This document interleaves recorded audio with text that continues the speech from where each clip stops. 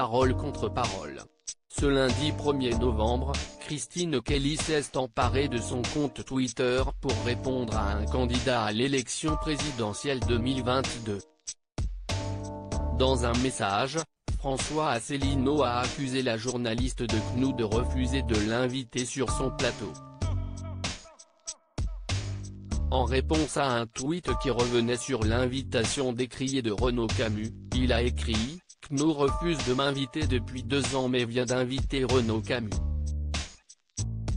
Le président de l'Union populaire républicaine, qui s'est présenté en 2012 et en 2017 a ensuite rappelé les scores du parti de Renaud Camus. Européenne 2019, sa liste La Ligne Claire a eu 1578 voix, 0,01%. La liste YouPierre Ensemble pour le Frexit a eu 168 fois plus, 265. 469 voix, 1,17%, a ajouté François Asselineau, en mentionnant Christine Kelly et le CSA. Rapidement, Christine Kelly a tenu à lui répondre. Cher François Asselineau, vous avez été invité, si est moi-même qui vous ai reçu pour un débat, a écrit la journaliste.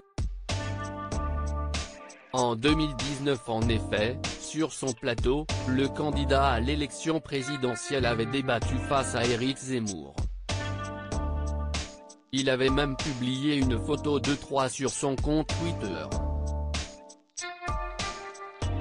Je m'étais également battu pour votre temps de parole comme celui de Mélenchon dans les médias au CSA en 2012, a conclu la présentatrice de CNews, également membre du Conseil supérieur de l'audiovisuel de 2009 à 2015. Débat clos pour Christine Kelly, présentatrice de Face à l'info, émission où travaillait Éric Zemmour avant d'être écarté il y a quelques semaines.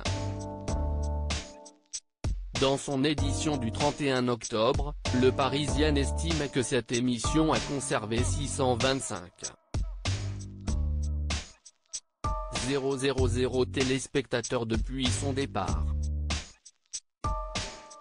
Christine Kelly, pour elle, le départ d'Éric Zemmour est injuste, on a même augmenté de 18% par rapport à la même période de l'année dernière. Éric Zemmour a été capital dans la percée de CNews, a confié Christine Kelly dans Le Parisien avant d'expliquer ne pas comprendre le départ du probable candidat à l'Élysée, si est injuste. Ça me surprend que le CSA ait décidé de le décompter comme acteur politique. En tant qu'ancienne membre du CSA, j'ai moi-même refusé de décompter le temps de parole des éditorialistes, notamment pour Éric Brunet, comme la gauche me le demandait.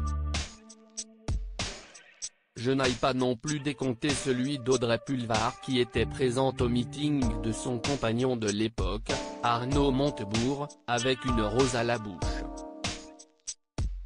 Et on a décompté le temps de parole de Nicolas Hulot que le jour où il s'est porté candidat.